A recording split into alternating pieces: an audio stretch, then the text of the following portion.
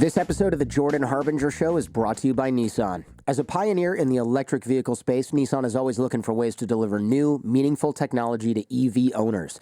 After all, Nissan has been making EVs since 1947, and their EVs have now traveled 8 billion miles by Nissan Leaf owners since 2010. 8 billion miles.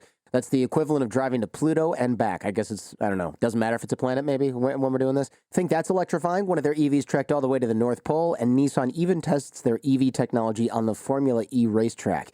But Nissan knows you can't get an EV just for the E. You get a Nissan EV because it makes you feel electric, because it sparks your imagination, it ignites something within you, it pins you to your seat, takes your breath away. At least that's what Nissan thinks about when they're designing their EVs like the Nissan Ariya and the Nissan Leaf. It's about creating a thrilling design that electrifies its customers. I like Nissan's focus on creating a thrilling drive and electrifying life. In today's world, it's so important to look around you, pay attention, look for all the tiny ways that life can electrify you. For me, that's reading an audiobook outside and preparing for this show. Nissan, EVs that electrify. I took the DNA fitness test. I know we're talking about DNA in the car. Mm-hmm. I took that DNA fitness test, and I meant to tell you this. The doctor went over it, goes, you have a rare combination of DNA that Olympic speed skaters have mostly. And I thought, oh, that's really kind of interesting. Like a fast twitch muscle thing that like Olympic sprinters and speed skaters all have this combination of DNA. And I was wondering, I guess I was going to say you probably know what that is, but it sounds like you don't. I don't know what that is. No?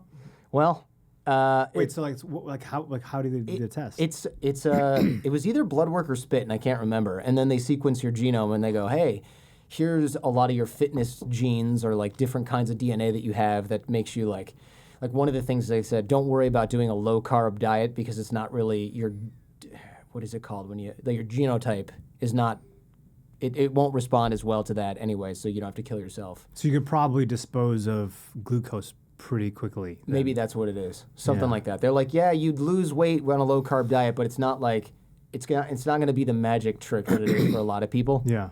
And then they were like, you have this potential, you could have been an Olympic speed skater with these genes. And I'm like, I don't think that's the compliment you think it is.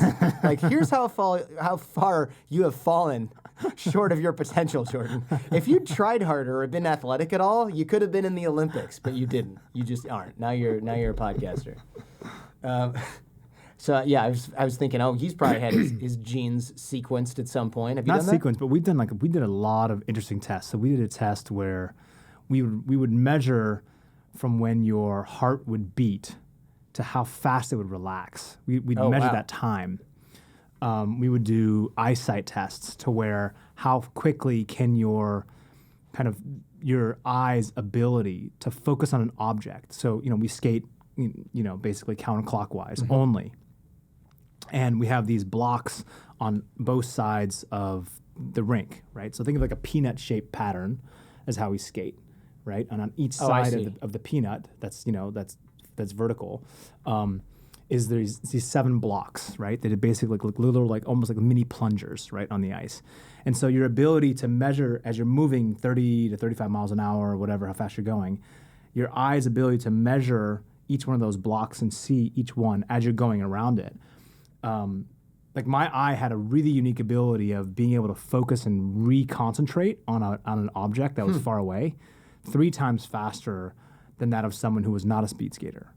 This is like at the height of our career. And I don't know why we were taking these tests, but at the U.S. Olympic Sports Science Training Center, we did all kinds of things. VO2 max, wind gate test to measure power output. We would do power plate testing. We would do all kinds of interesting stuff. It reminds me of that show, Sports Science. Remember that show? Did you ever see that? With John Brinkus. I think so. And he would be like, this is the amount of force that you're getting punched in the face with if you get hit by Mike Tyson. Yeah. And they test it. Yeah. I don't want to be in that test subject. No, that is not. That's unsafe for human testing. I know you were raised by a single dad who is immigrant, hairdresser, explains why your hair is always on fleek, on or off camera. But I will say, I'm surprised he let you get away with the soul patch during the games. I'm surprised that anyone allowed me to get away with any type of those haircuts back from 20 years ago. I looked completely ridiculous, man. It was ridiculous. And the soul patch, which lasted a very long time. It did. And partially, I just didn't know what else to do with it. But I thought I should have some kind of facial hair, right? I'm walk around. But anytime I ever grew out facial hair in my face, if I was like standing over here in the distance, you just think, oh wow, that guy looks like he's like got some dirt like on his face. It didn't look nice. It looked like it was messed up. It's one of those things where, well, he won a bunch of gold medals. Nobody can say anything to him. Nobody can tell him how to do anything. It's like you're surrounded by all these. Jordan, I needed to have this. I needed the intervention. He needed the intervention. Like, hey, listen, man, it's time to shave it. The medals were amazing. Something that we got to tell you. This is very, 1995. Yeah, okay? Yeah. They want their soul patch back. Yeah.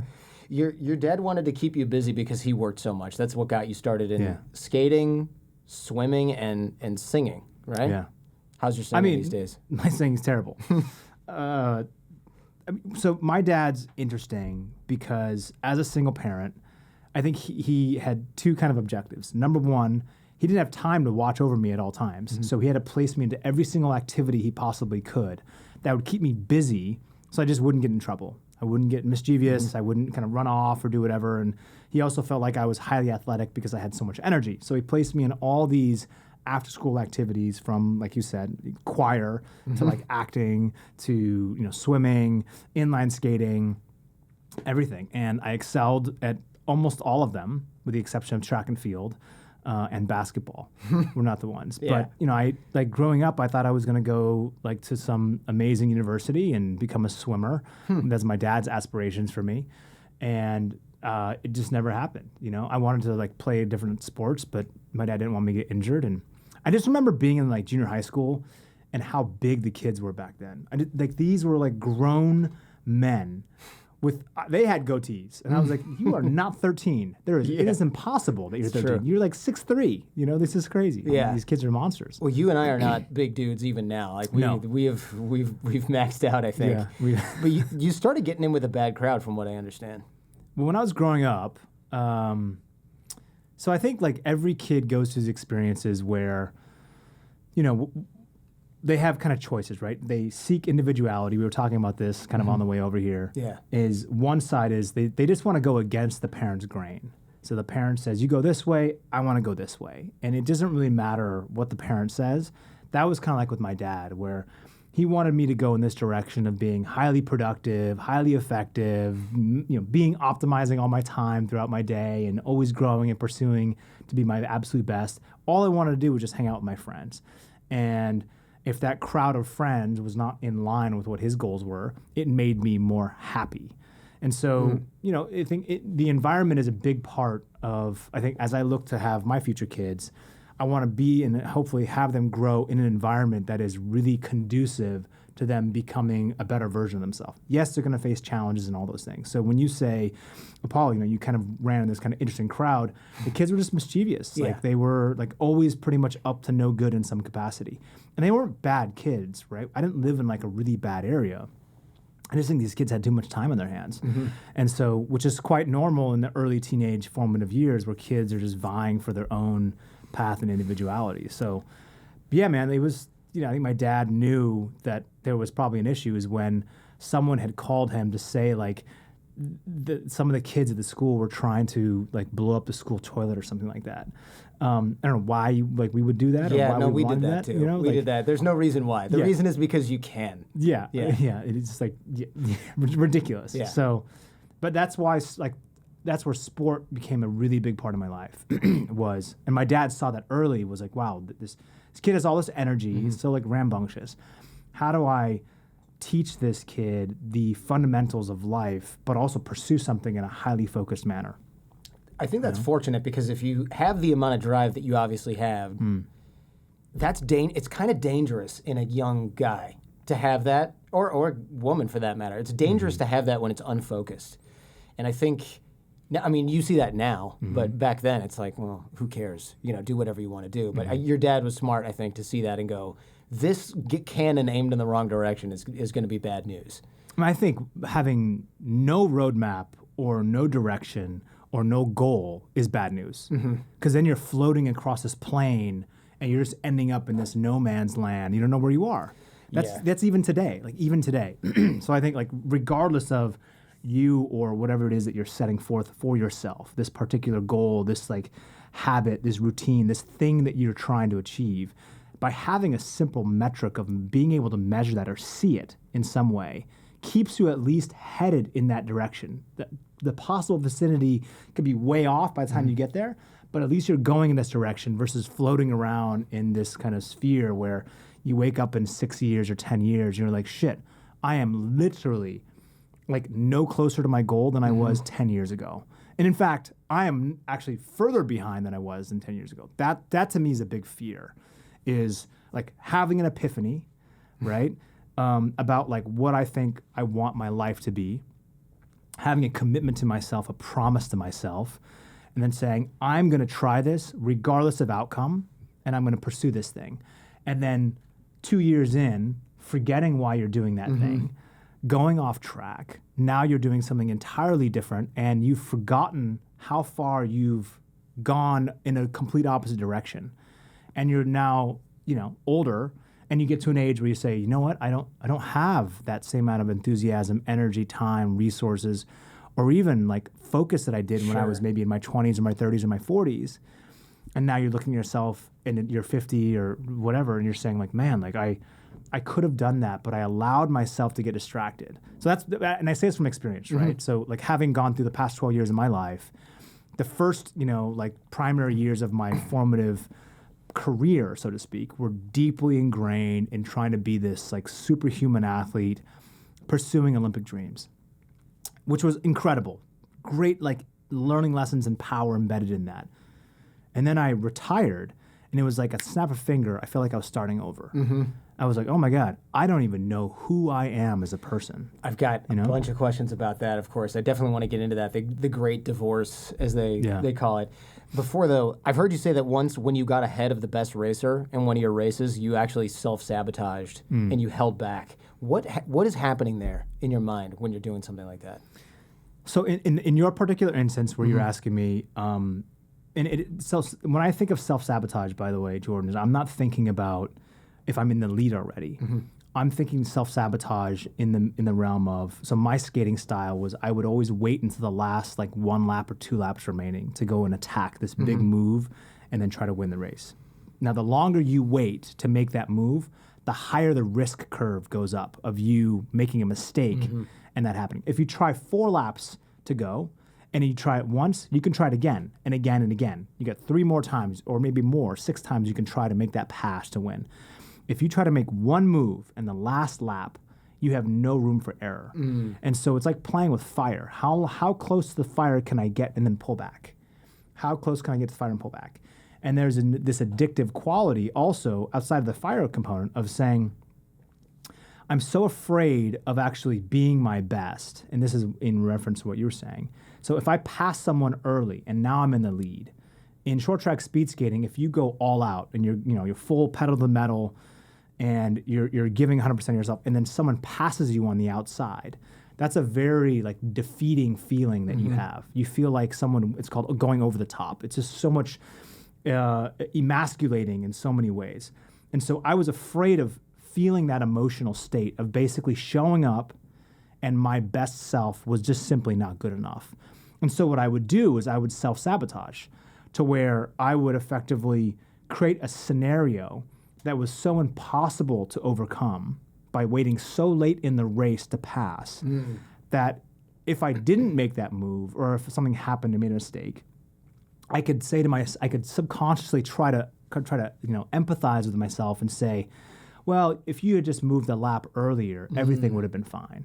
So it was a total cop-out. It was a complete failure in my own ability to face this fear that I had of saying like, hey, like you were just afraid of actually just going out there and failing. That's what you were doing.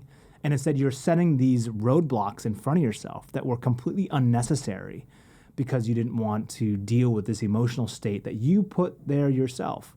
And so it's a trick that we play on ourselves, I think, not only, so speed skating to me is just life lessons, right?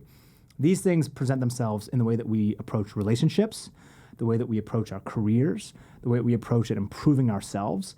And we typically self-sabotage for so many different reasons, right? So that we can empathize with ourselves, which, by the way, is important in some respects, but we empathize with ourselves to explain to ourselves why it's okay, why we did those things.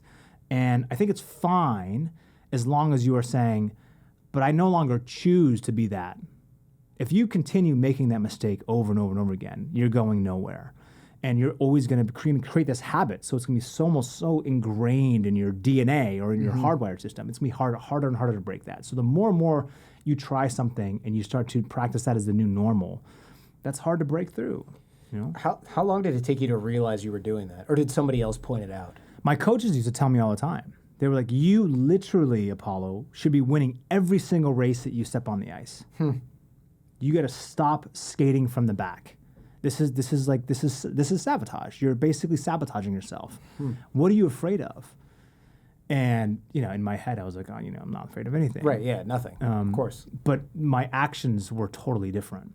And so it took me years actually to really understand the power of relinquishing these predispositions about myself. And I think a lot of this actually came from a lack of self-confidence.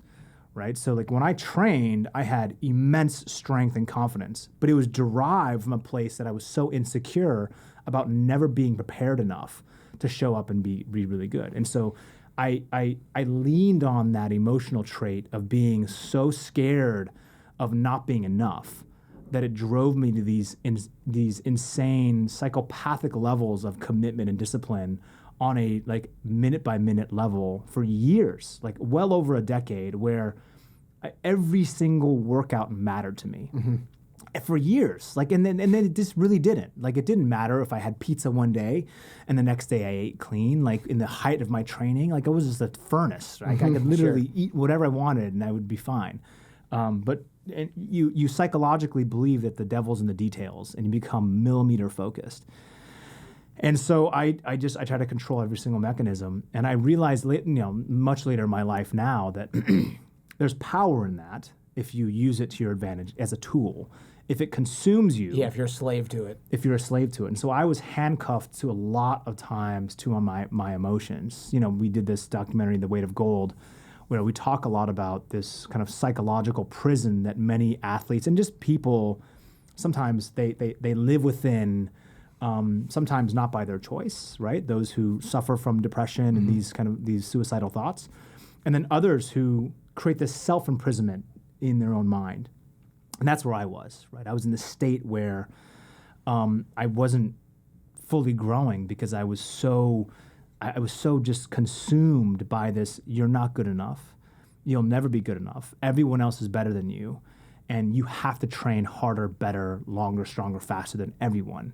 Which is very powerful if you lean on that. But I didn't know it, It's got to be a tough way to motivate. I know that you, at one point, actually ran away and didn't even go to the Olympic training camp. And your dad found out because your coach called him, which must have been a really hard conversation to have with your dad after all that time. Like, it seems like you're just trying so hard to not be successful at that point in your life. Well, I was 14. Yeah, so I'm not saying I don't understand it. I'm just saying you must have thought about quitting all the time. Well, so the first time I ever thought about quitting was I was about 12 and a half years old. My father started to wake me up at about 3:30, 4 o'clock in the morning. Oh, yeah, wow. And he would take me to these empty school and church parking lots. And he would keep his Volkswagen Rabbit lights on, strapped a miner's light to my helmet, and I had rollerblades on, and he would just make me skate around in these empty parking lots, like at 3:30. How was that not?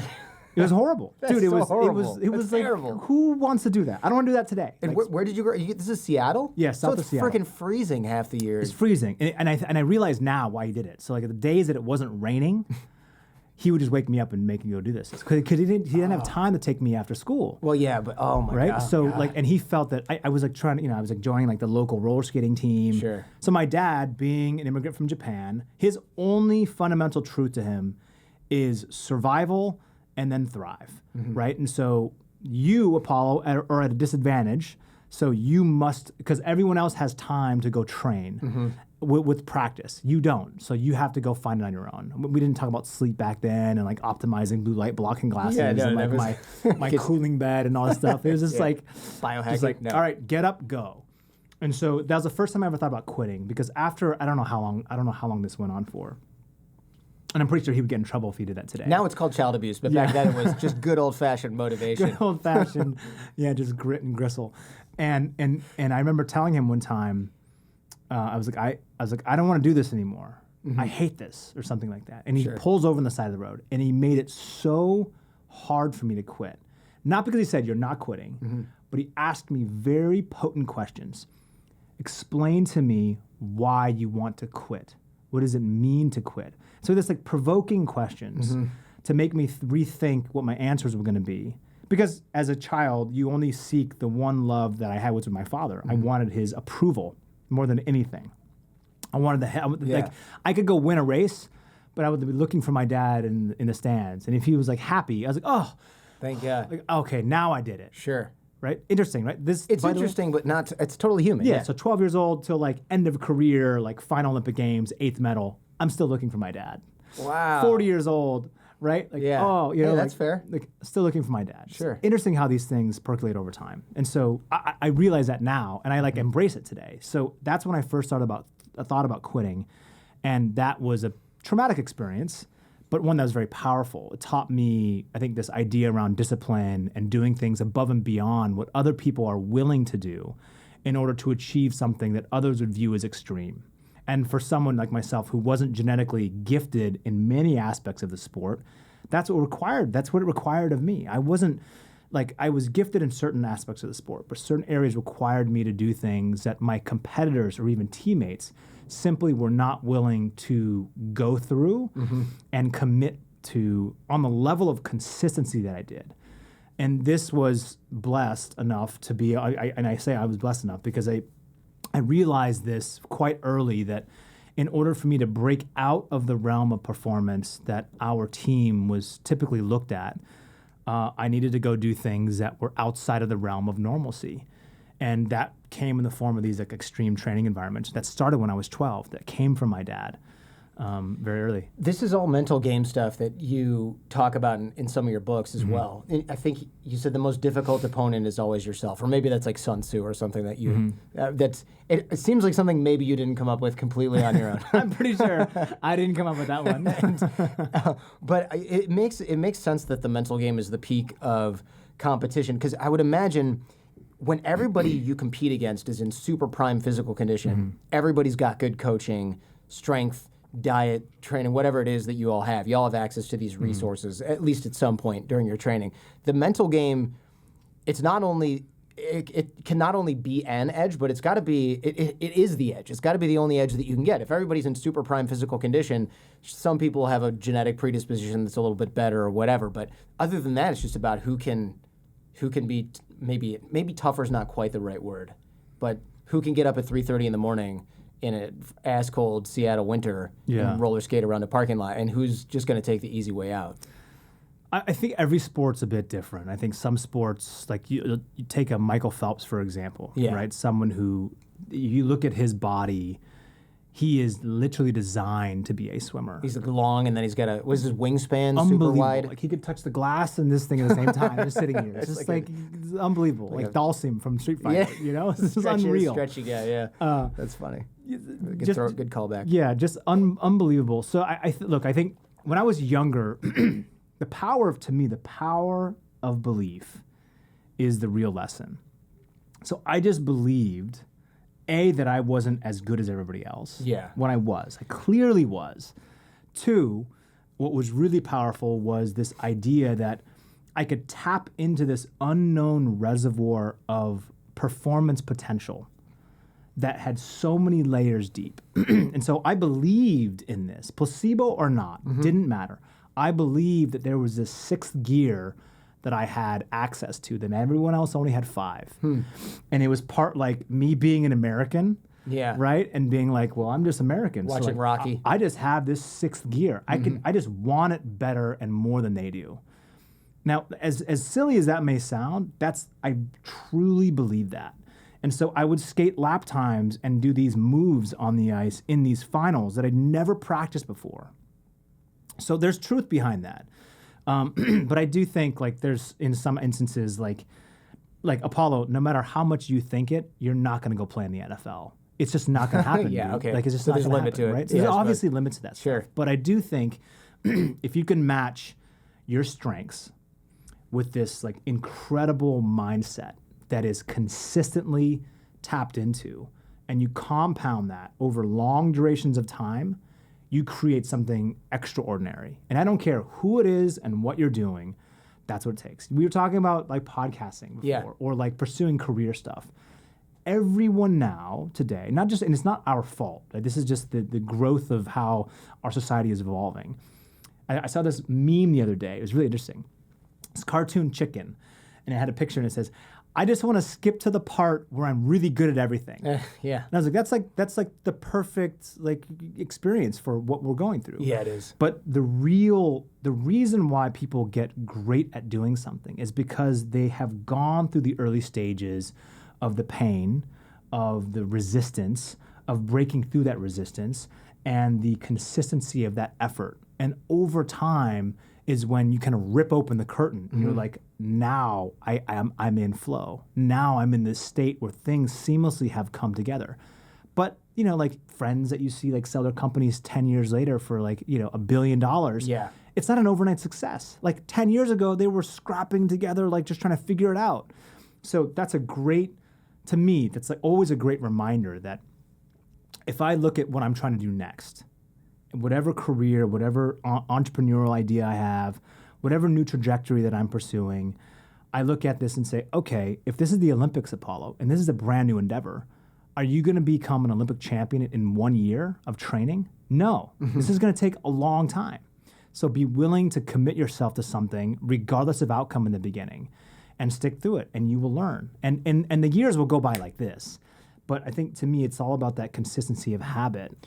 Yeah. Do you hear your dad's voice in your head when you need? I don't know if motivation's quite the right word, but well, actually, let me back up and say, tell me about your dad's speech after you didn't make the Olympic team, because I feel like this was such a good anecdote, and I feel like this is one of those moments that you'll remember for the rest of your life, and I wonder if you replay it in your head when you backslide into your old bullshit. Yeah. So the first Olympic trials that I had went to.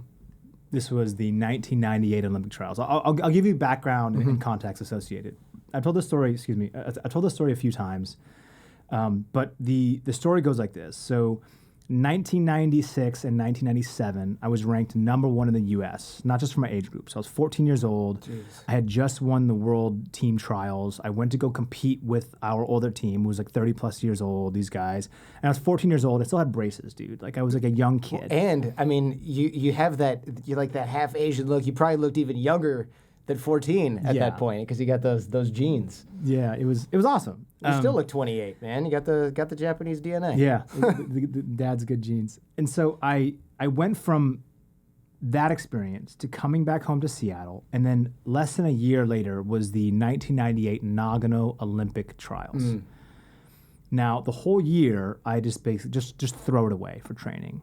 Like went against the grain, went through the motions, didn't really commit myself. Was going back into this resistant attitude towards authority, and also just like my coaches and my teammates, I didn't want to be there.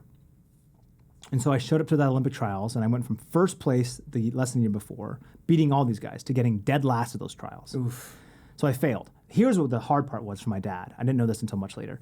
He had already bought tickets to go to the Olympic Games. He was going back home for one of the first times ever since he had left Japan to come to the United States. So it was this like affirmation of like, see, to his mom and dad. It's a victory tour. It's like, hey, like you told me not to go to America, and I'm coming back, and look what I helped produce. My son, carrying our family name, is going to make you proud by competing for the U.S. back on home soil. See, we did. It took us 3 generations to create him, and now he's here, and I wasn't going anymore. And so he took me from that Olympic trials, saw this habit that was forming, this incredible talent that I had, incredible potential and opportunity, and I literally just threw it away. And so he took me, and he drove me to this place about 3.5 hours southwest of Seattle in this area called Moclips or Copalis Beach area. And it sounds very nice every time I say beach, and it's very beautiful. But in the dead of winter, it is just pouring rain. Yeah. It gets dark at like 3 p.m., and he drops me off at this old cabin that we used to stay at. And I remember staying at this old cabin, And he tells me, he's like, you have to figure out what you're going to do with your life, because you are not going to continuously throw opportunities like this away and not commit yourself. I'm not mad that you didn't make the team. I'm upset that you carried yourself the way that you did, and you just basically went through the motions. You lacked the discipline and the effort, and that's unacceptable. And so he's like, when you're ready, call me. I mean, at that point, you just wish he would yell at you. I was like 15. I was like, what do you mean you drop me off? And so I was there alone, and I had like some clothes, I had like some food. But I mean, no one goes to this place at this time of the year, by the way. It's like freezing cold. It rains all the time. And I didn't see someone for like 3 days, you know? And I just started like mindlessly training. And so while I was at this moment, was the first epiphany I had in my life, was at the age of 15, I just kept asking myself, like, why are you here? Why is your dad doing this to you? Does he hate you? Like, this resentment I had towards him. I had no one to call. There's no video games. There's no Instagram. There's nothing. It's just me and nature, which today now, like, I crave those moments. Sounds great, yeah. Sounds amazing, right? Not when you're 15, Solitude, 14. silence, quiet, just pure, just beautiful.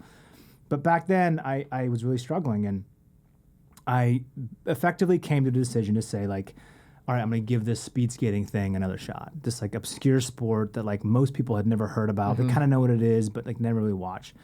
And I remember calling my dad. I'd been at the cabin by then by like 7 days at that point, 7 or 8 days. And I said, I've made a decision. He comes and drives and picks me up. Doesn't ask me what it was. I tell him on the way home. And then that's how my career really started to kickstart. Wow. And begin again. And so I moved back to Lake Placid, New York, upstate New York, to start training to make the world team.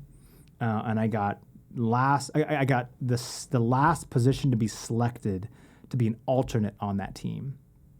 And I had made a promise to myself. Again, this is the power of like these real promises. And I had promised myself, I said, when you leave this environment, this World Championships, you are going to go back home, and you're not going to hang out with your friends that you used to hang out with in the past. You are going to set forth a plan for yourself, and you are going to attack that plan as hard as you possibly can. So I trained twice a day throughout the whole summer in south of Seattle. Wow. At the age of 15, and I showed up at the next training camp in like phenomenal shape. I mean, back then I didn't know anything about sports science or all these things, and I literally just started skyrocketing my performance. So, but that was a big learning lesson for me. A, my dad showed me some really tough love. B, the power, I think, what's reminded me, at least the way it works for me, is to be near nature as much as possible, to come to really hard decisions, and away from distraction, and then C, your result of or not getting what you want is typically because you had previous expectations that were not met. So just clearly defining that is simple. Well, if you had these expectations and you didn't accomplish them, what is the reasoning why? Did you try hard enough? Were you prepared enough? Is it out of your control? Like, what are some of these variables that you can keep under your control, and some you just simply can't? And for me, a lot of those things were in my control, and I just let them go away. Yeah, right. So that was the big change there. Yeah, and you did attack this. I mean, you had an epic World Cup win. Most people think that's only for soccer. Apparently, there's a speed skating World Cup too. Much different. I'll tell you that.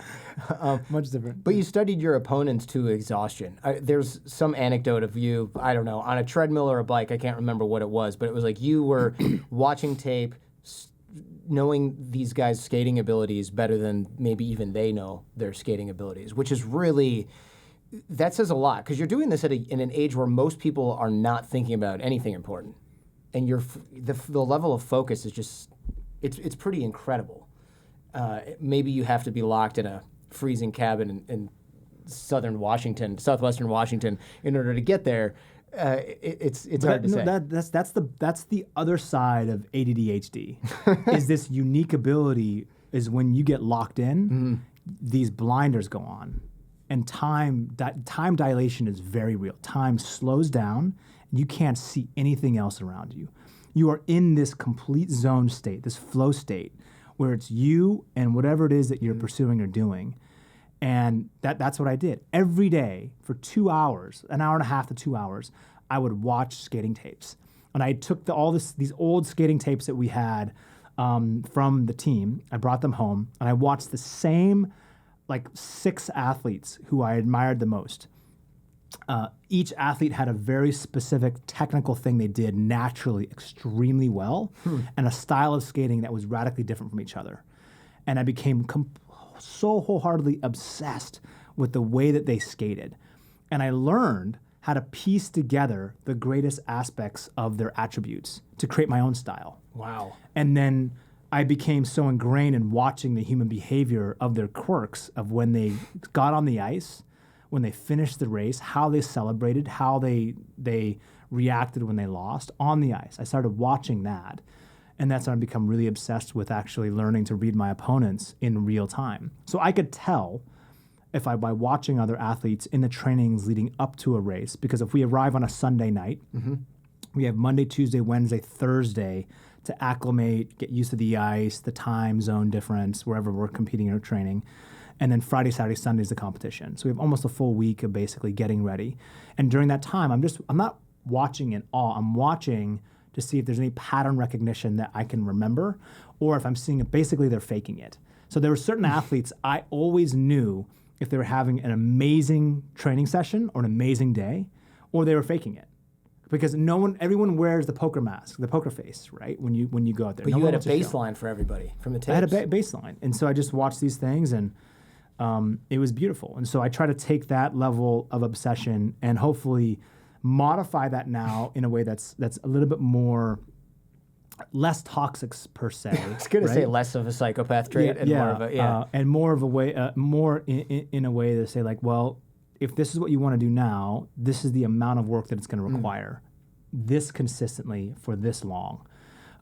Before it was you're younger, you don't know anything. You find something that you find deeply intoxicating, which happened for me to be like analysis and pursuing the sport and trying to be my best self, using my mind. Then I ran down the rabbit hole of like sports psychology and meditation and visualization and breath work and all these things that I luckily was introduced by a lot of these other people who studied sports psychology and clinical psychology as a profession. And they jumped on board our team as assistant coaches to be the sports psych for our team to help teach about the power of the mind and training the mind in lieu of achieving outsized results than if you did not use that type of training. Interesting. In pursuit of that, I think you mean. So I've heard that you would skate while hungry. Is that true? Yeah. Why? Is that like a hanger thing? Trying to harness the hanger? Or is it like I'm 30 ounces lighter because I haven't eaten breakfast? I mean, I wasn't like starving, but I definitely was hungry. Huh. Like my stomach's growling now. Yeah. I'm probably hungry. Sure. But there's something about like I think natural acute and sharpness associated with not having like a full stomach and all the blood rushing to your stomach to process. Huh. So I would eat quite light. I think it came from my old friend and sports psychologist Doug Jowdy, who's still practicing today. Right, he wrote a book, this amazing book called Gold Medal Mind. By the way, if you ever want to read his book, it just came out, The Gold Medal Mind, and it talks about. We'll link to it in the show. We'll link to it in the show notes. But so he's the first one that used to tell me, because I was obsessed with this, like, living in the Olympic Training Center, I was surrounded by the speed skating team, but I was surrounded by boxers, by the weightlifting team, by some track and field people, by swimmers, by track cyclists, by wrestlers. Now, end with wrestlers, because this is where I learned so much about the power of like that warrior mindset. And so on my team, a lot of the people on my team, and I say this with every due amount of respect. I just, sometimes when you're in an environment, all you want is something that's different. Mm-hmm. Sure. Yeah. So that's what I was seeking. And so my roommate for a period of time was this wrestler. Oh, they didn't put you in the room with a. They did, but we had an odd number of team members. So I was one of the. It's like being an exchange student. Yeah. So the wrestlers for some reason in the Olympic Training Center were always looked at as being a bit crazy, just wired differently. And I think you have to be. If you've ever seen a wrestler go through their training, like wrestlers going to the UFC, we know that you are wired a certain way to be a fighter. Like they're just wired differently. They're not like other athletes. And the wrestlers, the first time I ever experienced this was these guys were maniacal with their training. And it went against all laws of sports science. And what I saw, because I was the only non-wrestler in the wrestling sauna, because I used to love the sauna way back then, back when I was like 14, 15, 16 years old. Yeah, we did that right before. People are like, what's the sauna reference? We did that right before the podcast. The sauna and a cold plunge. Yeah. Mandatory. And so what I learned when I was in there was this coach. I want to say his name is Coach Mamir. I forgot. But he was, kind of stocky, shredded coach. And and then Coach Frazier. All these guys are like just packed in there like sardines. And they're all cutting weight. And they would do jumping rope in there or something? No, there's no. They would bring like an Airdyne in there sometimes, and they would put like plastics on and train. I've seen it all. These guys are just they were insane. Like, they were shredded. Like they were peeled. There was like saran wrap over their skin. Right? It was just like unbelievable. And these guys were just incredible. So what I saw was he would give these speeches about the mental toughness that was required to be a warrior and win in wrestling. And if you just look, I really wish we had like microphones in there or video bit back then, because it was so powerful to see this group of men all just like drenched and like completely exhausted, go like 45 minutes in the sauna, leave, wrap themselves in hot towels, drink hot tea, and then go back in there again. And the Mamir is like literally standing by the door. No one can get in or out. Like once you're in, you're locked in. Hey, by the way, I'm not cutting weight pass here. Out, yeah. I'm just so scared. They want to say anything. I'm just tucked away in the corner. But that's where I learned so much, is listening to their stories about perseverance, about strength, about confronting your own demons, about what is required when you are completely operating on empty. Like these athletes are so dehydrated. They have no food in their system. They don't have enough water in their system. And they have to go and wrestle another human being for like an hour or two during training. And so I just that's the kind of mindset that I want. I want that type of hunger and desire embedded in me, because I want to bring that type of intensity into my world. Because my world at the time, it didn't seem like it was that cool. Like I loved it, don't get me wrong. But I was fascinated by that warrior fighter mentality. And so I brought that in, and it taught me so much. I had, and it created so much respect for collegiate, for high school, for Olympic wrestling, and then obviously athletes who go on to fight in things like the UFC and beyond. I remember in high school, one of my good friends was a wrestler, and I'd say, hey man, like come by after school, and he's like, okay, I'm gonna be a little bit late because I gotta do some weight cutting stuff. And I remember once waiting for him because he needed a ride, and he's like, in the shower with the steam on, wearing garbage bags duct taped to him, jumping rope, and he's like, I gotta lose 5 pounds of pure water. And obviously it's so bad for you, but you need to make weight, so you gotta do your thing. And it was just an incredible thing to witness, because I thought, I'm never gonna put myself through something like that. And he secretly loved it. It was like because he wasn't really actually that good in school. He was kind of one of those like troubled kids. But man, when he got on the wrestling mat, he was a fucking demon. Yeah. And you could tell this was like his outlet, where he was like he wasn't blowing it, right? This is like the one thing where he's like, I'm going to be the best at it. Hey, if you like what you're hearing and seeing, check out the Jordan Harbinger Show podcast feed. There's a lot more just like this. You can find the Jordan Harbinger Show in Apple Podcasts, Spotify, or wherever you get your podcasts. Now, back to the show. Is this one of the reasons you used to... I know you used to overtrain like crazy. Yeah. Like you used to do stuff like incline sprints where it's... Now your coach would say, do not do this. You are just getting rid of muscle you need for the race. And you're just like, screw that. I'm going to run up a hill until I can't get out of the hole or whatever it is. It seems like you got addicted to getting better and to the pain / the endorphins from the pain. I mean, do you think, is that what's going on here? Like, what was that all about? So the extreme training, I think the extreme training back then and overtraining just came from an old school mentality of just doing more work than everybody else. I think now we've got all these amazing devices to measure our sleep, our REM, our recovery, our cortisol levels, blood levels, and we were doing blood tests and such back then. The coaches used it to write our training programs to modify how we are responding to certain levels and amounts of stress that we're placing on the system, right? So stress plus rest equals an amazing result. Stress plus no rest, stress plus stress plus stress plus a little bit of rest is not enough.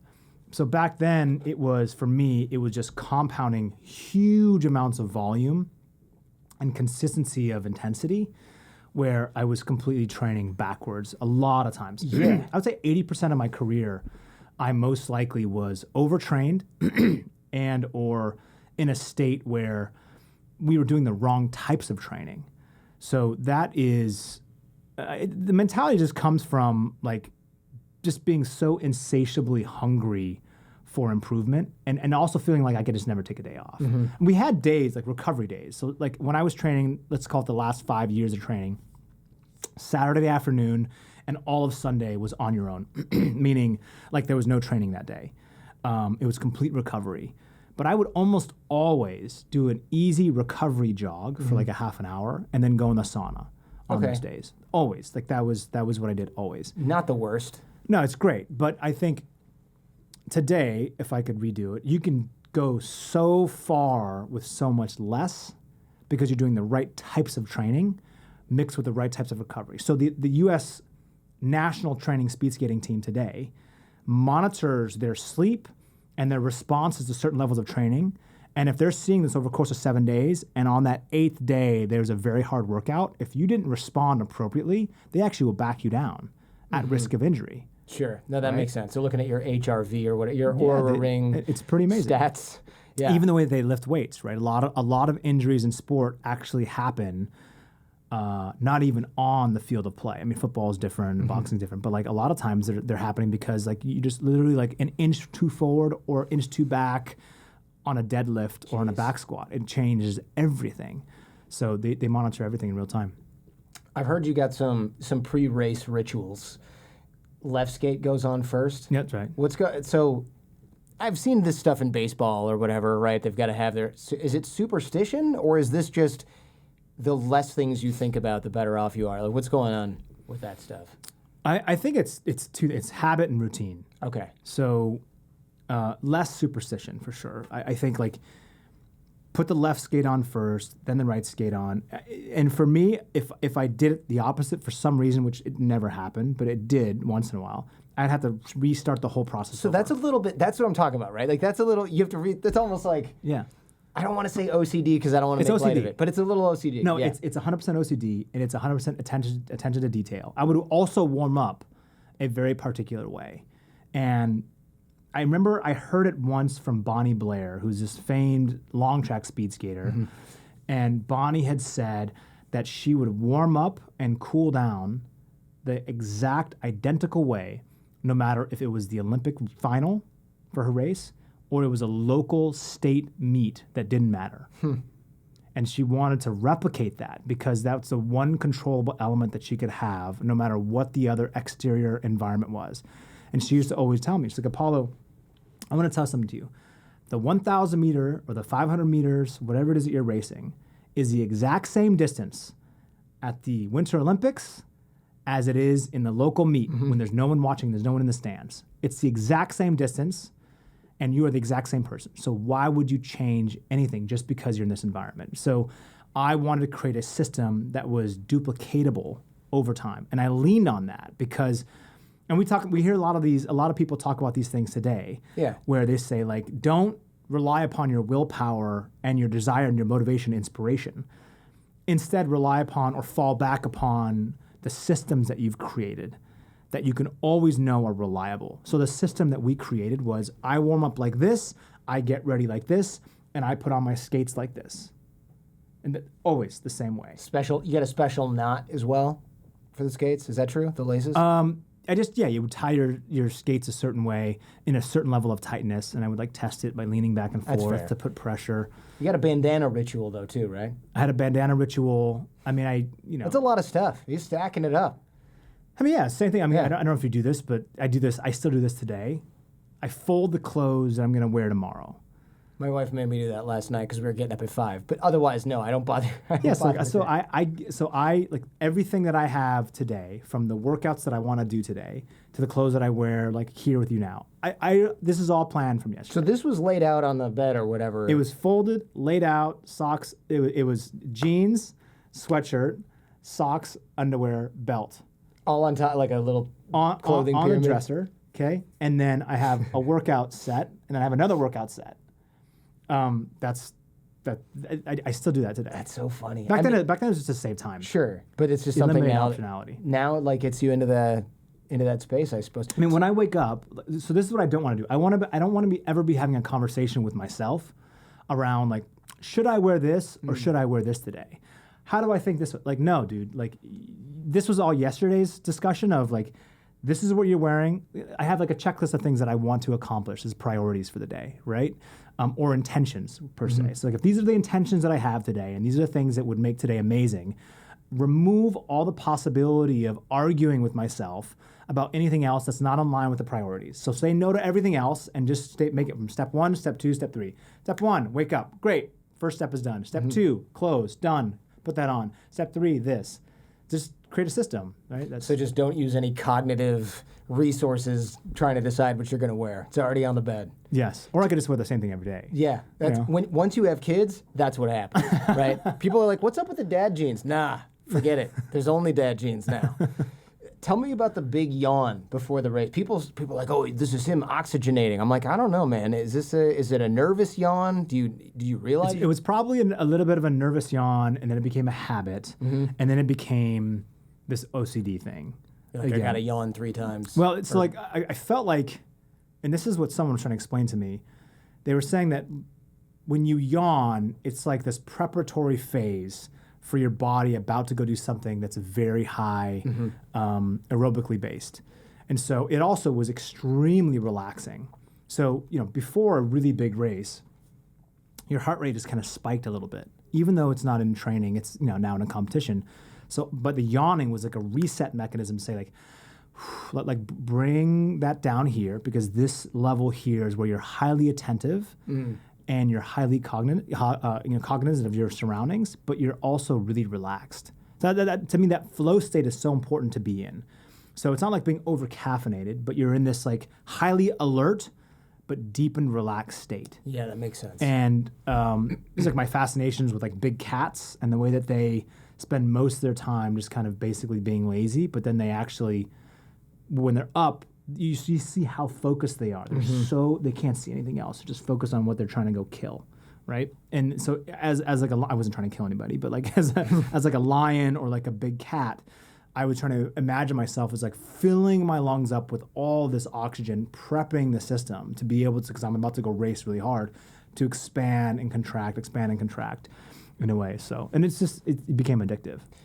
These rituals are they're common among elite athletes, but I just was reading about the ones you have. I was like, man, that's a lot of stuff. It's a lot of time before the race. You got to get everything set up and going. Then there's the entire internal conversation that you have. Tell me about this massive crash where you ended up taking a silver medal. I think was that the one where you got a big cut? Yeah. Yeah. It was the men's 1,000 meters. It was my first Olympic final in Salt Lake City. For the first time ever, I was a favorite in this race. I was in the lead with like a quarter lap remaining. An athlete falls into the side of me. We all go crashing down. The whole other athletes also went crashing down, except for one athlete who was about a half a lap behind, Stephen Bradbury from Australia. He crosses the line finish first because we all fell down. I scrambled to get to my feet, throw my skates across the finish line. And it was a wild race because A, I had expected to win this race. B, I had told myself I'm about to win this race right before I fell. And C, I felt like at that time that like something happened where the race was taken from me. Sure, yeah. And it felt I was going to ask you unfair. about that. Yeah, like you got robbed because some dude fell into you. It felt unfair. And I remember like being confused, and I rushed off the ice. I ripped my racing suit down, and there was a big gash in my left leg because I had from the collision of the hitting the pads with my back. My right leg came just almost like a little knife with the edge of the blade into my left. How sharp are those skates? They're really sharp. Yeah, I mean they're diamond polished, so you could literally shave with them. Wow. And so in walks my sports physio, Brent. He looks at me with this crazy look in his eye. And he's like, that was the most incredible race I've ever seen. Like, I can't believe you got up. And I was like, whoa. I'm thinking about this the entirely different way. I was thinking like was pointing the finger in my head. I was already like, I have to go back and watch the tape to see what happened. Who took me down? And what I realized was, at that moment, there was a very clear choice to make. I could either play that game of victim, I could play that game of I was done wrong, or I could celebrate, which I can't control any of those variables anymore. I had to surrender. I had to accept, even though I was not happy with the result. I wanted a different color of the medal. I didn't want silver. I wanted the color of the medal was gold. That was the color that was destined for me and that was taken from me. But now I'm with this silver medal, and it was the first medal that I ever won. And so, my dad found me as I was getting stitched up, and he's like, "You did it. Like you won that race. Like that was amazing." And I was too young and too naive to know, I think, what he was really saying. So someone had asked me, Paul, what does it feel like to have lost the gold? Yeah, the reporter said, what does it feel like to lose the gold that way, is what she said. And I think I said something like, I don't think that I lost the gold, I won the silver. Yeah, that's what you said. And that is a really powerful metaphor for my life today, where you work so hard at something and you feel so deserving to win that something. But for you being in this hyper zoomed in micro environment, you can't see or zoom way out to see, like, I don't know why I'm going through this process right now, but later on in my life, this is incredibly powerful. That today, out of 8 medals, is my absolute favorite medal that I ever won. It's the most impactful, the most meaningful, and the most important in my entire career. And it wasn't gold. It's hard for people to comprehend that, but I think the silver medal is actually probably what you get most of your life outside of kids, right? The kids is probably your gold no matter what. But silver or even bronze or maybe no medal is probably most likely what most people are going to experience. And I think, how do we learn from that experience? Create an acceptance mechanism to say, look, you can be deeply unhappy and unsatisfied with the result, right? Which I was. But I also accepted it, I came to terms with it, and I surrendered to that outcome. That outcome is what it is, and forever in the history books, it is going to be written that I was silver, not gold. It's not going to have an asterisk and say, oh, but he got knocked because down. He was knocked down or he fell down. No one cares. It doesn't matter. 100 years from now, no one cares anyway about me. Like 100 years, like I don't even exist anymore, right? I'm just like anybody else. Maybe now, maybe 5 years, right? Who knows? So taking that moment to say, I didn't say this back then, but like now I can look back and say that was so powerful, meaningful. It represented a lot of what we as a country, I think, went through at that time, right? The attack on the World Trade Centers in New York, thinking America was like almighty, number one, and all of a sudden the slip of a finger, we're like brought to a knee, and we live in this kind of fear state. And we can either choose to stay in that fear state. I don't want to travel. I don't want to do anything. I don't want to live this kind of freedom-based life that I have been given. Life has given me a gift to live in this environment. And I don't want to do those things anymore. Or we can make a turn and say, you know what, I accept what just happened. I will analyze those things and make sure it never happens again. But I also want to be able to move forward in my life with the same amount of gratitude and appreciation. And so my next race, I won gold. But that race was so important to me because it just, I think about that race today. Right, like you want something, you don't get it. What are you gonna do? Many times in your life, you whine because you're entitled. Yeah, like you want. Maybe it's not entitled. I don't know what it is, right? But like many times in our life, we are not going to get what we think we deserve, what we want. We feel like something happened outside of our control, and we can stay in this state of like pain, and you suffer because you no longer want to accept that. The only way to move past that is to accept it, settle into how you can grow from this experience. And then you can do 2 things, right? So it depends, and this is my fundamental belief. Depending on your personality, you can take that emotional state of like emotional pain and resentment or anger, and you can learn to harness that as power for yourself. You lean on that emotion, right? Just like I did in not making that first Olympic team and feeling ridiculed by the other parents and coaches who were saying, "Oh, he's a lost statistic. He's just a has-been. That kid didn't have what it takes. He cracked under pressure." And hearing that, or using that in a way to say, like, I never want to feel that ever again. And I'm fundamentally convinced that most great athletes around the world have some semblance of that experience in their life, to where, Michael Jordan and the way that he approached his opponents and creating his own kind of internal enemies with them, these like conflicts that didn't even exist sometimes. Right. The way that Kobe was a bit abrasive towards his teammates, but he created this psychology that was now known as the Mamba mentality. Yeah. Whatever it might be, these are really powerful moments and experiences. And so if you have pain, if you have suffered, if you have these emotional experiences in your life that detract away from your own happiness, you can either live in that state forever, or you can use it as a lever to continue giving you this fuel. And I say the two types of personalities because some people can do that really well. Other people, they fail when they do that. And I have not figured the reason why. I think our upbringings teach us a different way. Sure. Some people are Jocko Willink and David Goggins people. Some people are not, right? And so if you are not, there's probably components of that psychology that are very powerful, but there's maybe perhaps a different avenue in which creates action for you.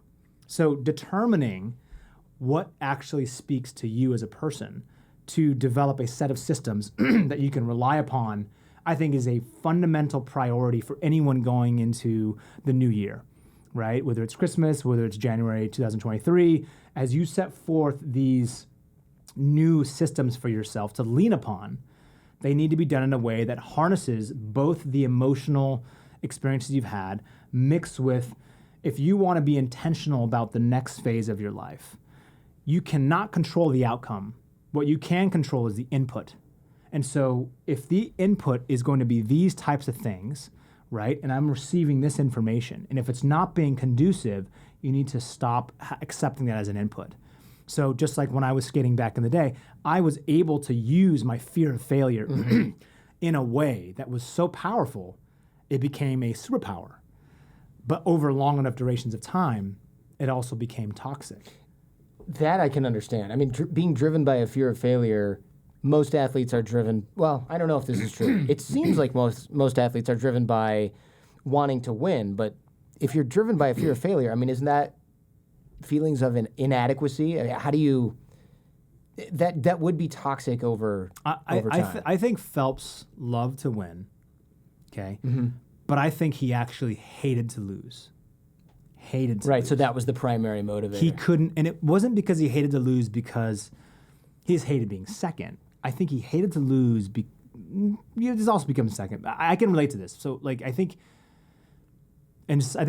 Peter Attia was talking about this the other day, and he was saying something along the realm of Phelps can go to a local meet. He's training through the meet, so he's not peaked. He's tired. He's not shaved. He's like wearing like not the best suit for like optimal drag. He's just, but he somehow figures out how to win in those races. And he's like, I couldn't figure out why or how he's doing it. And Peter finally realized that he just hates to lose so much. It's psychologically painful for him to deal with the aftermath than actually do that. And I think that's the same for a lot of athletes is, yes, I mean, we all love to win. Winning feels amazing. It's the positive head nod that like you're on the right track, you're worthy, right? This is what we do when we see someone. Yeah, it's a validation, yeah. Validation. But I think more so, like I used to feel this incredible sense of relief after competitions. It's like, win or lose? Win or lose. No, especially win, obviously. But like, I just like relief, like that it's over. This emotional stress is like over for a second. Yeah. Okay. And I can relate to that a little bit. Yeah, but I think like the most optimal flow state is when you're no longer worrying about outcome. Right. So that's what I experienced in speed skating. Was I felt like when I skated my absolute best, the metric and the goal was to win these races. Sure. But I was never thinking about like I must win. I must win. Instead, the focal point was on this process. Okay, are you in the right position? Are you in second? Are you in third? Like, when do you want to make a move? Like, are you relaxed? Like, just being in this almost like this constant flow state where I'm not forcing anything. It's just actually happening in real time. So there's this thing where in speed skating, we have this unique component of if you lean into the corner coming out of the corner, so you lean into basically to your left as you exit the corner, it's going to carry your speed even more. And then as you lean into the entrance of that next corner, that's when you feel the most amount of pressure on your legs. And so during these moments, most athletes lean out a little bit to take that pressure off, which causes them to slow down. And so there's this really fine line between trying too hard and not trying hard enough. It's like the 85 to 95% rule. So if you're going 100% all out, you're probably trying too hard in speed skating. It's really interesting. So if you can go 90 to 95%, you will probably skate a little bit faster, but it feels so much easier. Flow state's like that. You're trying just hard enough, and then you just get in a state where it's almost automatic, and then it almost becomes easy. And that was very addictive. I bet. Very addictive. What's this about you putting your medals in basically a sock drawer so you can, and this is a quote I think from you, train as if you'd never won anything?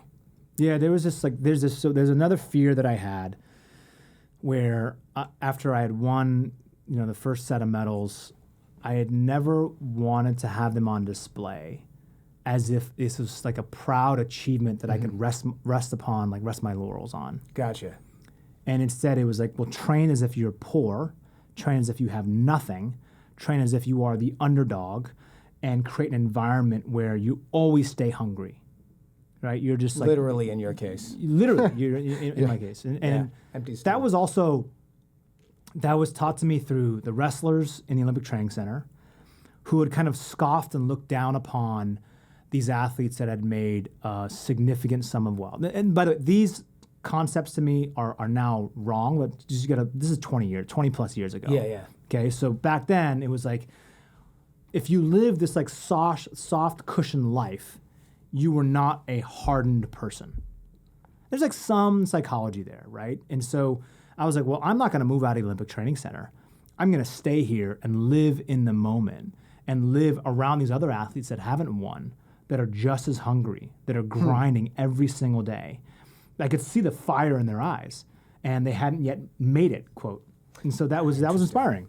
Right? Yeah, that would be inspiring. And also, you just don't forget how many people are right on your ass. If you let go of the gas, if you take your foot off the gas, you just see these guys. You're like, well, wait a minute. This guy's coming out here. He's in the proverbial parking lot in Seattle at 3:00 in the morning, skating his ass off. And if you're like, well, I got a silver and a couple golds, that's fine. I'll go down in history. That's not. You will give up. And I think you did this in the Way to Gold documentary. You said the difference between a gold medal and nothing in speed skating is. It's a snap. Were you clapping? Yeah, basically like that. Yeah, and that's gold versus nothing. That's gold versus nothing. So like I think it was I don't know which race, but it was like 0.004 of a second sometimes, 0.02 of a second, 0.03 of a second. Like, you just think about that. So people ask, well, why do you train so hard for so long, for so many years, that 4-year journey or that 8-year journey? What does that look like for you? And I think a lot of that comes down to, well, the race is only, 40 seconds long or a minute and a half long. Anything could happen in that middle of that race. But if you had just missed gold or making the final by, 0.02 of a second, you start to question your reality of existence of how much effort did I put in during this previous 4 years. Should I have partied that much? Should I have eaten poorly? Should I have had that beer in February? Damn it. Like whatever it is. Yeah. So that's where these routines and systems become so obsessive, because the smallest of minute details can cause you to win or not. Man, it's just a ton of pressure. You know what's crazy is like, man, all this entire conversation, it feels like, to me, we're talking about a person from a long time ago. Sure. Because I don't feel like that person today. I have components and times where that person comes back to the front. It's like, hey, Paul, like that little inner animal's still here. don't forget, you got to feed me sometimes. Yeah. And you need to go push yourself in the gym or go into solitude or whatever it might be. Like there's these moments where it's this reminder that I need to go towards the hard things. Because I've had like success in my life. I've been blessed enough to be able to see and experience all these unique areas of the world and people and dynamics.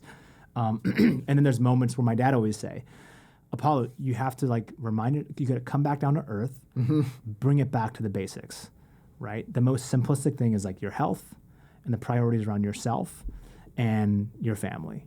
Like that's all that you really need. It's really simple. Yes, you can have huge financial dreams, huge dreams of what you think is going to give you the great life. And I think the reality is people, they find their purpose in all different types of meaning. And I think having those goals are important. So it keeps you on that purpose-driven life, right? You need some semblance of purpose of why you're doing what you're doing, or perhaps why you're suffering what you're suffering through. Just Viktor Frankl, I'm a huge proponent of what he has written and talked about so long, because what he's experienced was atrocities back during those Nazi concentration camps. But I think the silver lining from him surviving those things and experiencing and seeing those things is what we should be taking in today. A, life is this incredible gift. And so do not waste it on shit that is like just like not worthy of your time and energy. It doesn't serve you and who you want to truly become. Because when you're 80 and we have a conversation and I'm like, what do you regret? Or what are the things in your life that you wish you could have told yourself when you were 40, right? Half your age of what you are today.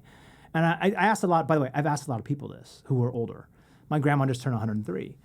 And the answers vary from like, I wish that I stopped living a life for other people and I started living the life for myself. Yeah, man. So like with the way that social is, right? You're being fed this life and environment of you need to have this, you must do this, you must be here, you must date this, you must look like this in order for you to be happy.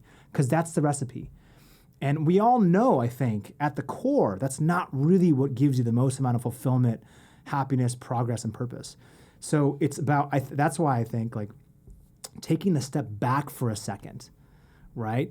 Metaphorically climbing up onto that, balcony to survey the landscape of where you thought that you were going and realize that you've been dissuaded by this fog of war because you're fighting this thing that's so small in components of your entire biggest life, right? And so we all live as if we have this infinite life, right? We take things for granted, we're grinding, and very natural human experience. I do this too. But the more I can recognize, and I don't know, this is what helped me, dude, is like, I just feel like the more I can recognize and realize, like, life is a gift. Like, I just had this incredible experience, like, recently with some friends of mine. We went to this concert, and we had this, like, a friend of mine manages these, like, huge artists, right? These huge artists. And he's like, oh, you should come. I'll take care of you guys. Like, gave us these, like, unique passes to, like, literally go anywhere we wanted in this place. It was unbelievable. And then my friend looks at me, and I was like, what are you doing? Why do you keep like looking around?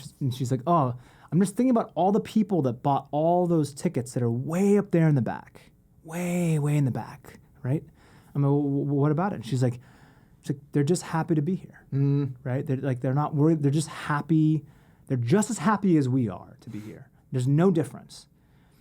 And then I just was thinking, and she was saying like, I'm so thankful to be able to experience this or that or anything, that we're here in this moment. And so I was like, but that's so powerful. That is, you want real freedom, stop wanting more. That's true. It's super hard to have, right? Because that's how I'm wired. Dude, I'm wired that way. I was just talking about that this morning. I was like, I wish that this and this and this was different. And my wife's like, okay, get out of that mode. Because I get in that mode where I'm like, I should have done this and I should be working on this other stuff, but it's just, I don't know. And it's like, but that's also probably why you've been successful. Why I'm here, yeah. So I need to be able to get the lift and then switch that off, and then glide, right? That's the tricky part, though, is being like, hey, maybe don't beat yourself up about the silver medal. So you know what's helped me, because I can relate to that. I can relate to this like dissatisfaction with staying still. Yeah. Right? Like I feel like I'm not moving, therefore I feel like I'm going backwards. I'm squandering the opportunity by not working right now or whatever. Oh, you only get one life. You got to maximize every minute of your life. And what's helped me is actually scheduling in several times per year to take time where I totally decompress and I'm just there being grateful for that moment.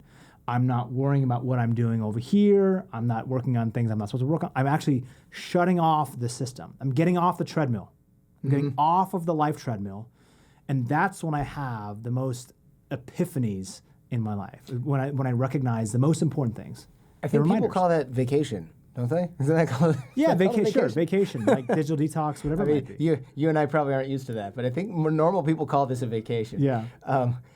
You must have, when you were younger, viewing winning at all costs, I assume, as normal.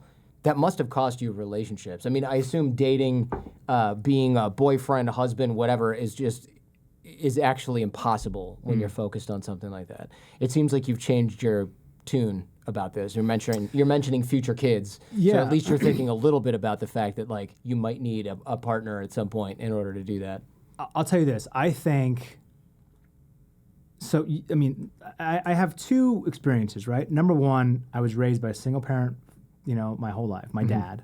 So I have no relationship with my mom. I never met my mom. So I have this Japanese samurai warrior mentality that my father raised me of. Then I surrounded myself in this old school mentality of trying to be like these wrestlers that I looked up to and admired. I wanted to grab onto their toughness, their mental psychology towards how they train and how they view the sport. So there was no room for this compassion and empathy and softness and understanding and vulnerability that we can talk about today. The identification of what we deem to be a great leader today has all of those qualities. It has strength, it has leadership, it has all these components, but it also has empathy, compassion, understanding, humanizing, right? And this is, the greatest leaders during the height of the pandemic when people were in pure chaos and had no idea what to believe and not to believe. The greatest leaders stepped up to their teams and said I'm human like you. I'm struggling like you. I want to help you. Let us help each other. That is a great leader. 10 years ago, 15 years ago, it was just no, you're stoic. Stoic. You show no pain. You show no emotion. You are a leader. There's a separation between you and the rest of the people there. And I think that authoritative component is dissolving. And so same thing with my growing up around these fractured relationships, which by the way were completely my fault, almost entirely. My lack of prioritizing a relationship, my lack of creating an environment of great communication. And I'm still learning today. I'm far from perfect in any of the things that I'm involved with, right? Or these personal relationships that I have. But you don't seem like the emotionally stunted guy that you read about in the book during your competitive days. I feel like a different person. Yeah.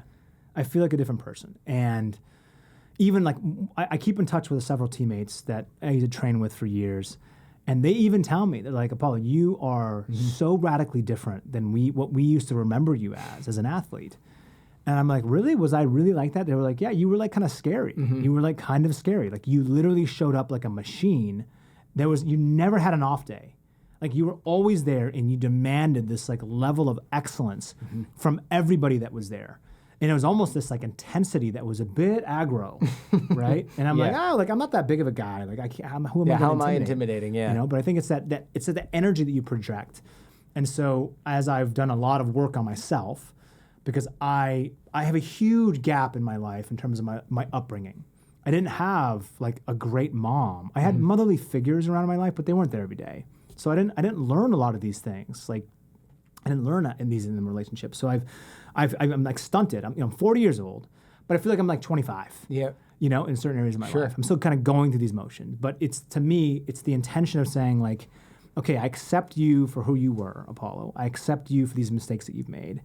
And now it's up to you. It's a responsibility to yourself to begin setting forth a plan to go and explore how you can become the person that you want to be to your future kids, to your friends, to your loved ones, to the environment that you get yourself into. So whether it's I'm at an event and I'm networking with friends or with people that I don't know, if I'm going to dinner with people and I want to be highly engaged, if I'm meeting someone for the first time, or if I'm on a plane, I'm alone, I'm traveling, and this person next to me is kind of gives you that look and maybe they want to say something and want to ask you a question. And You just want to like stay in your own pod. Put the headphones right? on. Yeah. How do I go outside of that comfort zone? Because that's where I know the greatest amount of growth has come. And I'm telling you, every time I have gone out of my comfort zone repeatedly, the result was extraordinary. Every time. So I hate doing stuff on my own to like, I don't know, like we were talking about like in the sauna, like installing insulation. Yeah. You know why? You know Yeah. why I said that? Yeah. Because I installed insulation in my friend's place. It's so funny to, it's just, Like, dude, like I don't have to, like I yeah. just pay somebody. What are you doing? Yeah, yeah. But I'd never done it before. It was like Sure. so foreign to me. So like I did this whole thing. I was like, okay, I'm gonna go to Home Depot. I'm gonna buy this stuff, get the gloves, get the mask. I'm gonna get like the thing that cut the insulation. I'm gonna measure it. I'm gonna climb up into the attic, hands on my knees. I'm gonna tuck it in there.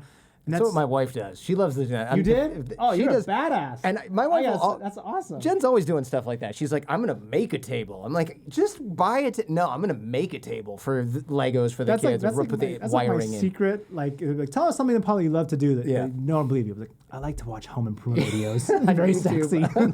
I like to install insulation in friends' homes. Yeah. If you need your home re-insulated, call Apolo Ohno. Olympic insulation.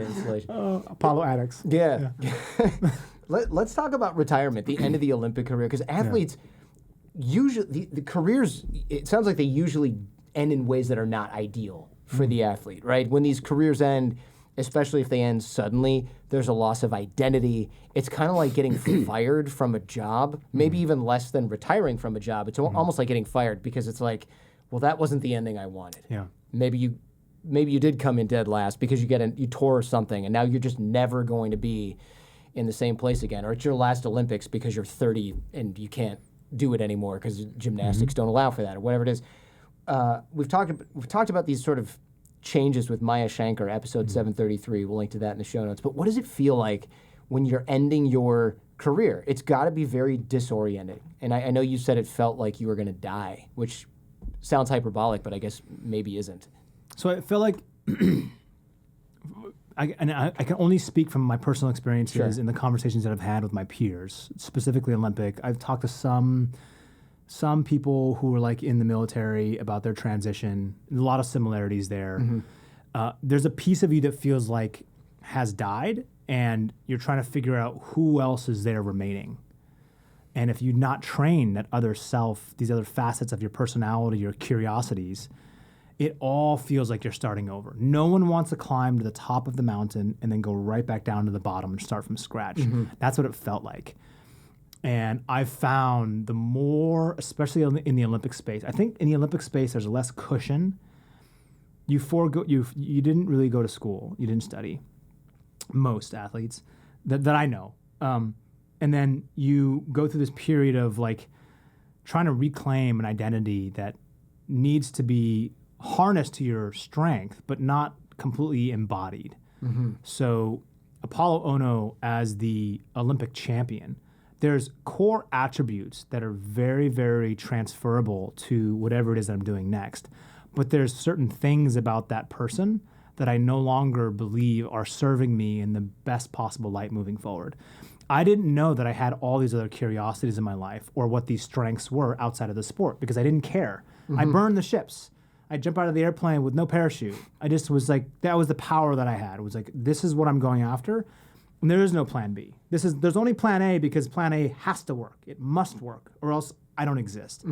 So when it was time to retire, and I'm one of the lucky ones, I could fall back on all these speaking engagements and like sponsorship deals. You had endorsements and stuff. I was able to make some money. Not like, professional athlete money, let's be very clear. But I could make some money. And then it opened up my eyes in the world to like all these other business possibilities and opportunities that existed. So I started pursuing this curiosity, but deep inside, there was this significant loss of identity. So this is what's interesting. If you had asked me in 2010, like 8 months after those Olympic Games, after my last Olympic Games, and you said, like, Paul, what do you want? I would have said, all I want is just to feel normal. I just don't want to be recognized for a second. I just want to walk in to like an airport, not get stopped. I just want to go to a restaurant, not feel like all eyes are on me. And it's hard to believe because today I have complete anonymity. Almost everywhere. Really? Even producers and people were Maybe like, I'm just not paying attention. Although the guy did ask you for your ID when we came in, and I was like, "Are you kidding me?" He was pretty Come young, on, dude. dude. He's pretty He young. was young. Yeah, he probably wasn't born when first Olympics. Yeah, I didn't want to say that, but you're right. Totally. So like that experience was, it was so visceral because I had to lose everything that I was told and given the approvals of who I was. This is why we will celebrate you as a person, is because of your accolades as esports. Sure. And you aren't anything else. This is who you are. We define, in the West especially, we define ourselves by our Yes, occupation. and by I mean, our careers. I certainly do. Absolutely. And by the way, that's understandable. But we know that beneath that is a layer of context and texture that is far more complex than just the title of what you do in this particular moment in time. You are made up of all of the life experiences and things that have made you who you are. And so at that point in time, I didn't know who I was yet. I needed to go explore, fail, understand what my true north was. And it took me like 10 years to really understand what I really want to do in my life. It would be so disorienting. They call it the Great Divorce. I think I mentioned that earlier in the show, and it sounds so jarring and traumatizing. In the book, you mentioned FOPO, fear of other people's opinions. That would also, I don't know if haunt me is quite the right word, but you said in The Weight of Gold, 80% or more athletes go through post-Olympic depression, and that includes winners. This isn't like people who didn't medal and they're sad because their life culminated and they didn't get what they wanted. This is people who have won. This is you, Michael Phelps, guys who are you're the most highly decorated Winter Olympian in American history. Phelps, I think, is the most highly decorated, at least in swimming or possibly of all time in the world. Yeah. And these guys are like, you guys are like, oh, I'm depressed. And it's like, what are you talking about? You should be on top of the world. And they're like, that's the problem. Everyone's telling us that we're supposed to be on top of the world. How do you go from walking into the Olympic opening ceremonies one day and then what was the girl's name? Lolo Jones. She's making a smoothie for somebody at probably like Equinox or something. Yeah. And her race comes on and the guy's like, is that you on TV? And she's like, do you want cilantro in there? You want avocado in there? And she's like, yeah, I'm making a freaking smoothie. And it's just this you're just dropped into reality. And you have there's no mooring whatsoever. It's like, you got gold, okay, bye. The sport's not going to mourn you. That's it. Yeah, it's jarring for sure. I think like career changes, relationship, like loss that you face, loved one, health, finance, rarely happen on your own terms. These things happen out of left field, and now you have to deal with it. And that was a large part of like the way I decided to write this book, Hard Pivot. Sure.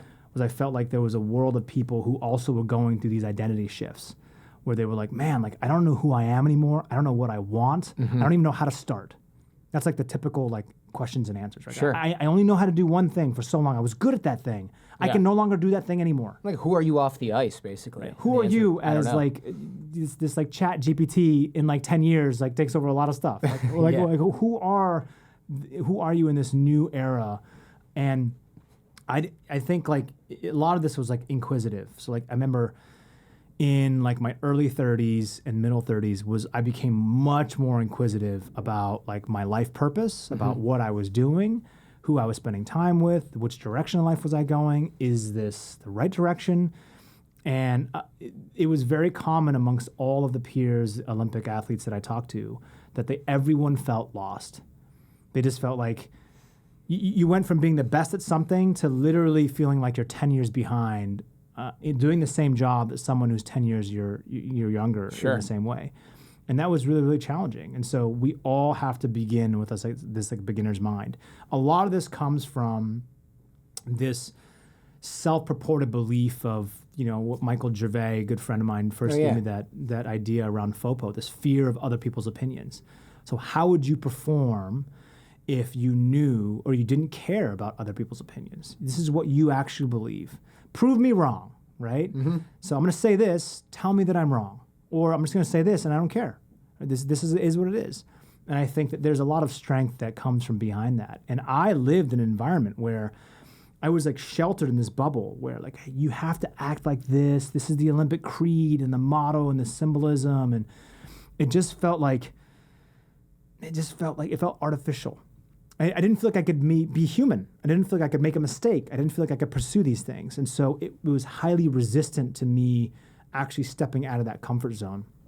And what I realized very quickly was that I was able to adapt to the environments that I was around. So the more challenging, the more new these new endeavors or ideas or people that I would meet, they were so inspirational to me. They were so transformational.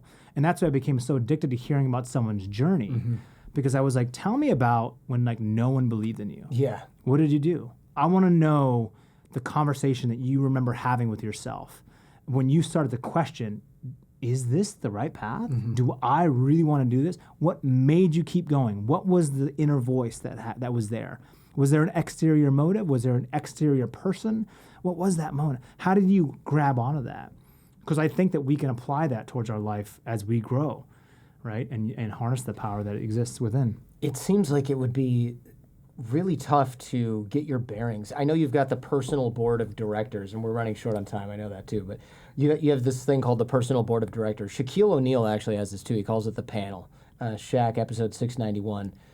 Speak to that a little bit, because I think this is really helpful. If you're not an Olympian, it's also very helpful. I think especially young people, kind of need this in their life. Yeah, so I mean, we've heard all different types of people and authors and podcasters talk about you are the sum of the 5 people that you hang out with. Oh the yeah, most. it's like a Brian Tracy. Who's that? Who said that? There's many people that have said Jim Rohn probably had the original one, right? And I think there's some truth there. I think that as you go into your career or business, right? Either if you're an entrepreneur or you work for a corporation, whatever career path that you choose, if you were going to create a group of like 2 people or 5 people around you that have your best interests in mind, that are going to be transparent with you about the direction that you're going. They're going to hold you accountable when you need to be held accountable towards making promises to yourself that you want to do, that you didn't do, whatever they might be. They are there to lean on from not only advice, but also help uplift you in the times when you get a little bit wavy, to hold you back up straight. And so the personal board of directors came from this. It was inspired by this leadership program that I took at Wharton, University of Pennsylvania, where we were placed into these groups of people, 5 and 7 people. And we talked about the importance of setting not only a board of directors for your company, because a lot of these CEOs and executives that were attending this program for 7.5 weeks were there. What is the perfect size board? Sure. And then others were saying, well, you should also have a personal board of directors. So it doesn't matter what you do. You should have 1 person, 2 people, 5 people, whatever it might be. I think smaller is better, of people that you can have open communication with. And it's not all take. This is really, really important. You're not just calling them for advice always, right? There's got to be some kind of transference there. And sometimes people just want to help, and that feels like the transference, right? There's this like, there's this like going back and forth, like that person who's in a successful state feels like they have some duty, responsibility to help a younger person help grow and sidestep those landmines that they stepped on, right, to help you grow as well. And so the personal board of directors is really just to, like, if you were going to govern your life, how do you set up these star players around you that can work together in the best way possible? Not looking for all star players, right, but looking for the best types of players to work together as you assemble your team. And I found that to be really, really important. So, I lean on these sports psychologists that I had for many, many years, because they just seem, at least for me, they've known me since I was a kid. So I was 15, 14 years old. They've seen me grow. They've seen me go up and down these kind of variables of change. I have people that I know since I was 12 who know me as a person, have seen me grow and change. And they know how aspirational I can get, and they keep things in line and kind of back down to the earth. And I can be so open with them. So again, like, if you're not communicating with anyone, you need to find someone who you can have these conversations with. To me, it's highly therapeutic. And then 2, it's actually very beneficial. They're not perhaps giving you advice that you don't already know, but those simple reminders of, hey, Apollo, remember when we did those concentration exercises and training about staying focused, and you were able to eliminate the world and its distractions for 5 minutes at a time, well, before you go and write next, before you go and do a podcast next, before you go and do whatever next, that's training that is going to serve you. Oh yeah, I'm not competing as an athlete anymore, but my brain still needs to be just as active as I pursue this next phase of my life. So how do I incorporate these things? So these reminders are really powerful. Is it true you haven't laced up your skates since 2010? I haven't skated properly on them. I have Really? put the skates on. I think I did it for the Special Olympics a few times, but my skates are just like, they're just out and on display. Yeah. They're in the drawer with the medals? Partially, like my feet, I put them on end of 2021, just to see what they felt like again. And I was like, oh, these are very uncomfortable. Yeah, I was going to say, ice skates are always super uncomfortable. Yeah. It's like ski boots. All carbon fiber. Yeah. I mean, you could auction them off for charity one day if you feel so inclined, I suppose. Yeah. I was just curious because it seems like, I don't know, you would miss it. Like maybe every winter you go around, do a lap around the Christmas tree in New York. Oh, I miss it. Yeah, I bet. I miss it. So like, I still go back to the Olympic Games. I do a lot of stuff with broadcasting with NBC. That to me is like a coming home reunion. That's cool. And then I also go to Utah. That's where the national team still trains today. So one of my closest friends, who was one of my coaches, is still the head coach there now. And I'll go to Utah. I'll be boards on the board side. Man, just like the smell of like those Zamboni fumes that are probably really toxic. Super bad for indoor diesel. Yeah, there's something like very special about like that feeling. And then I miss it, man. I'll tell you, like Olympic pursuit is really simple, right? And I think I took it for granted when I was competing, but you have no responsibility other than yourself. So it's like a very selfish, your team as well, but it's a very simple life. Like nothing goes in your body that doesn't help you propel yourself faster to be bigger, stronger, better, faster. You don't do any activities really outside the sport. Everything you do is related to you becoming a best version of yourself on the ice. All you do is like just hang out. And when you're not training, you're resting and getting ready for the next workout. So it's a really, people say like, oh, it sounds so intense. I'm like, I think it's all like simplified though. Just simplified. Like you don't do much. That's like when I hear about people having kids and training and doing stuff. Like, wow, that's. Well, I was going to say, if wait till you have kids, it's the opposite of everything you just described with the simplicity and the doing only things for yourself. Yeah. I don't even understand how those two worlds could exist. How you could be an Olympian with that's like an oil and water kind of situation. Applause to anybody who manages to do that. Thank you for being so open about all this stuff, man. I think it's important because a lot of people look up to guys like you or people, athletes in general, and we think, oh, well, these guys have it all figured out. They got it all figured out. I think it's helpful for people to know that most of us are just driven by, in many ways, maybe our insecurities, trying to make sense of our lives. Even if outwardly we look like we're on top of the world. So I really appreciate your candor and for coming all the way here and having a conversation with us. Really, really appreciate it. Yeah, I appreciate it, man. I mean, for your like listeners who hear these stories about all the guests that come on, there's probably like reoccurring common themes about everyone's experiences. And so as people go through the different phases of life, of growth, of loss, of pain, I think all of us pretty much want very similar things. And I think learning to understand yourself about why you are the way that you are, that self-acceptance component is really hard to do. Like looking in the mirror and going through that exercise of accepting exactly who you are and all your insecurities and failures and shortcomings, and then developing a plan about how you are going to live the next year, the next 2 years, the next 3 years, and then holding yourself accountable, creating systems that you can lean on when you forget, when you get distracted, when you get pulled in different directions, that you can go back to, that set the stage again, remind you of what you're actually doing. And so I think there's certain systems that you can do. I actually rewrote the book, Hard Pivot, which is going to come out again next year, like a 2.0 version. Oh, you rewrote it? Yeah, wow. So we were putting in some interesting new learnings and simplified some things I think that needed to be kind of restated. That'll be really helpful to people. But again, like if there's one message that I can leave to people, is that your choices to respond and react to the situations that you're meeting today are solely within your control. Solely. Whether you are hyper successful and you decide what you want to do next, whether you are failing miserable and you're deeply unhappy, or you feel like you're just floating and you're just like kind of like, everyone seems like they all have it around me. It's all noise. It's all noise. The person that actually creates momentum and progress is the one that doesn't listen to that voice unless it's using it for fuel to actually make progression and positive movement. That is within you. That's the power of the mind. So I've done it in my life in sport. I've done it in my life post-sport. I'm not perfect by any means, but I deeply love to see people win.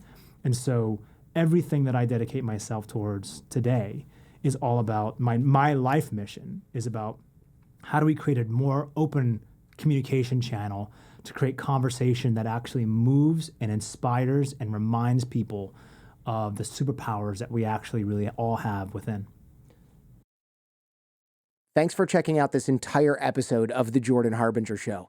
If you're interested in exploring this topic further, check out the Jordan Harbinger Show podcast feed. There, we dive even deeper on this and many other topics. In the audio podcast, I also close open loops, cover things discussed off camera, off air, and give some parting lessons from our guest. You can find The Jordan Harbinger Show in Apple Podcasts, Spotify, any podcast app, or at jordanharbinger.com. And also, if you found this episode useful, please share it with those you care about. Last but not least, like, comment, and subscribe.